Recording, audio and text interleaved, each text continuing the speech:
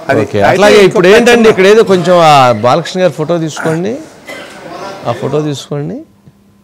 ఏంటి ఇప్పుడు అనంతపురంలో జరిగినటువంటి డాకు మహారాజ్ ఈవెంట్లో బాలకృష్ణ గారు, ఆ హీరోయిన్లు, డైరెక్టరు అందరూ ఉన్నారు, కానీ ప్రొడ్యూసర్ నాగవంశీ కనపడలేదు ఏందండి, ఎక్కడికి వెళ్ళాడు? అంటే ఇప్పుడు హైదరాబాద్లో ఐటీ దాడులు జరుగుతున్నాయండి. ఆయన మీద జరిగినట్లేదు కదా? కాదు, జరగలేదు. ఆ సినిమా దాదాపు ఒక 200 కోట్లు దాదాపుగా కలెక్ట్ చేసింది అంటున్నారు.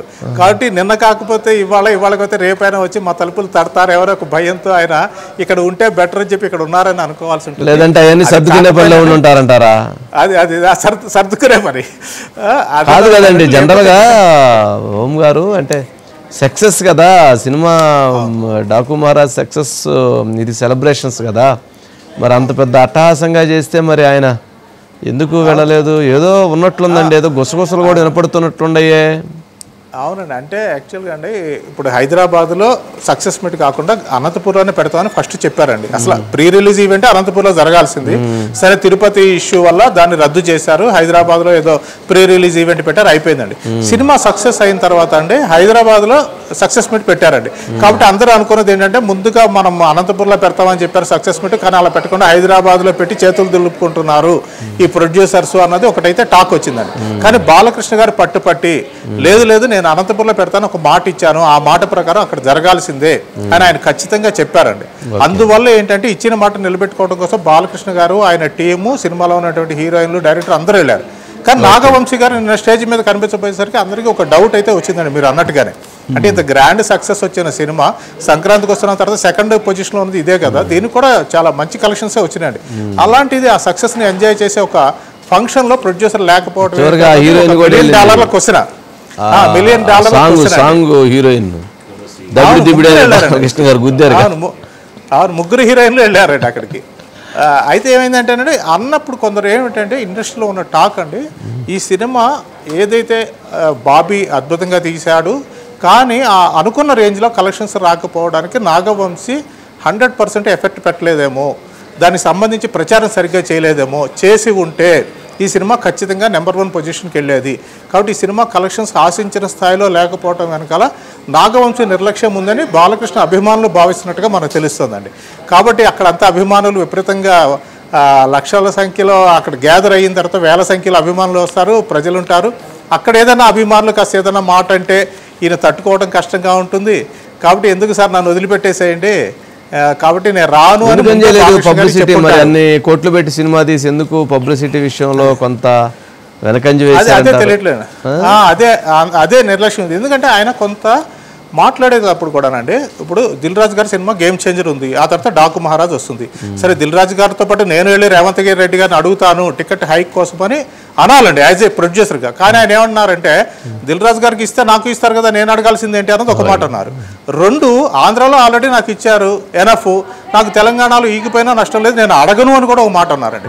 కాబట్టి ఇలాంటి మాటలు కొంత ఫ్యాన్స్ని ఇబ్బంది పెట్టినాయి. అంటే ఒక ప్రొడ్యూసర్గా బాలకృష్ణ సినిమాని మ్యాక్సిమం రీచ్కి తీసుకెళ్లాల్సిన మనిషి ఇంత కాస్త నిర్లక్ష్యంగా మాట్లాడుతున్నారేమిటి, ఇది కరెక్ట్ కాదు కదా అని అభిమానులు కొంత హర్ట్ అయిన మాట అయితే వాస్తవంగా అనిపిస్తోందండి. ఓకే, రైట్ అండి, రైట్. బైట్స్ ఒకసారి ప్లే చేయండి. సార్, ఏకంగా ప్రొడ్యూసర్ మీద ఐటీ రైట్స్ వచ్చే స్థాయికి ఈ సినిమా కలెక్షన్ రావడం మీద మీ అభిప్రాయం ఏంటి? అయిందా? అన్ని అవుతాయి, వాళ్ళు కూడా అన్ని అవుతాయి, అన్ని బాగానే అవుతాయి. అంటే సంక్రాంతికి వస్తున్నామని చెప్పి మేము టైటిల్ పెట్టాం కదా, వాళ్ళు కూడా గట్టిగా ఫిక్స్ అయినట్టుంది, మేము సంక్రాంతికి వస్తున్నాం అని చెప్పి వచ్చారు వాళ్ళు కూడా. పాపం మీ ప్రొడ్యూసర్ ఏమో బాధలు ఉంటే మీరు సక్సెస్ చేసుకోవడం కరెక్ట్. మా ప్రొడ్యూసర్ బాధలు లేరండి, ఇండస్ట్రీలో చాలా మంది మీద జరుగుతున్నాయి రైట్స్, ఆయన ఒక్కడి మీద జరగట్లేదు. అండ్ ఇట్స్ చాలా ఇది ఒక ప్రాసెస్ లో భాగమే. ప్రతిసారి 2 ఏళ్ళకి ఒకసారి 3 ఏళ్ళకి ఒకసారి ఇండస్ట్రీ మీద కానీ బిజినెస్ సర్కిల్స్ లో కానీ ఐటీ రైట్స్ జరగడం సర్వసాధారణం. సో అలాంటి ఒక ప్రాసెస్ లో జరిగే భాగం. ఇంకా వాళ్ళు మమ్మల్ని, మేము వాళ్ళకి కాంటాక్ట్ అవ్వలేకపోతున్నాం. ఎవరో డ్రైవర్స్ నుంచి దొంగచాటుగా అక్కడక్కడ పట్టుకుని సార్ మేము ఇలాంటి చేస్తున్నాం అంటే రాజుగారు ఒకటే చెప్పారు, మేము వచ్చినా రాకపోయినా మీరు ప్రమోషన్స్ కానీ ఇంట్రాక్షన్స్ కానీ ఏవి ఆపొద్దు, ఈ సినిమా విజయాన్ని ప్రజల మధ్య మీరు పంచుకుంటూనే ఉండని వాళ్ళ క్లియర్ ఇన్స్ట్రక్షన్ మాకు ఉంది. కాబట్టి హ్యాపీగా మేము మా పనిలో మేము సినిమా గురించి, ఇదేదో మా పర్సనల్ ఇది కాదు, సినిమా కోసం జస్ట్ వి కేమ్ హియర్. నాకు తెలియదు కదా, నేను ఫుల్ వైట్, ఇట్లా వైట్ తీసుకునేది ఇంతే. నేను ఎక్కువ లేదు, ఇన్ఫాక్ట్ ఎక్కువ తీసుకోను, తీసుకునేది వైట్, అది ఆఫీస్లో తీసుకుంటారు. ఇప్పుడు డైలీ ఏదో తీసుకుంటాను. నేను ఇప్పుడు పట్టించుకోను సినిమాలు కలెక్షన్స్ గురించి కానీ రన్ గురించి కానీ వేట్ల గురించి నేను ఎక్కువ పట్టించుకోను. కానీ వాళ్ళకి తెలుసు నా రికార్డ్స్ అన్ని ఒరిజినల్ అని, నా కలెక్షన్స్ అన్ని ఒరిజినల్ అని, నా అవార్డ్స్ అన్ని ఒరిజినల్ అని, నా రివార్డ్స్ అన్ని ఒరిజినల్ అని.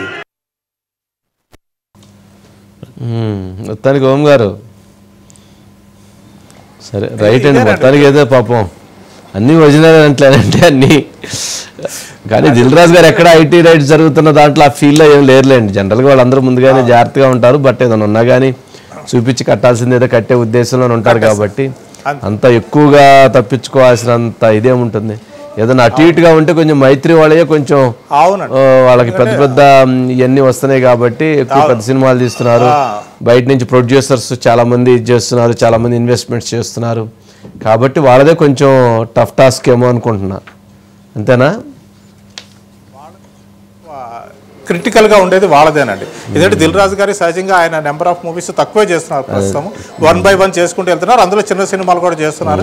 అందులో నష్టాలు కూడా కొంతకాలంగా బాగా వస్తున్నాయి కాబట్టి ఆయన బ్యాలెన్స్ షీట్ సరిపోవచ్చు. కానీ Mythri movie makers Pushpa 2 success అయిన తర్వాత దాని పెట్టుబడులు ఎక్కడి నుంచి వచ్చినాయి, ఆ లాభాలలో ఎంత మీరు అసలు నిజంగా క్లెయిమ్ చేస్తున్నారు, దానికి ఎంతవరకు ట్యాక్స్ కడుతున్నారు, ఈ వివరాలు అయితే ఖచ్చితంగా లాభాలు వచ్చిందానికంటే వడ్డీలు కట్టింది ఎక్కువ ఉండేది కదా.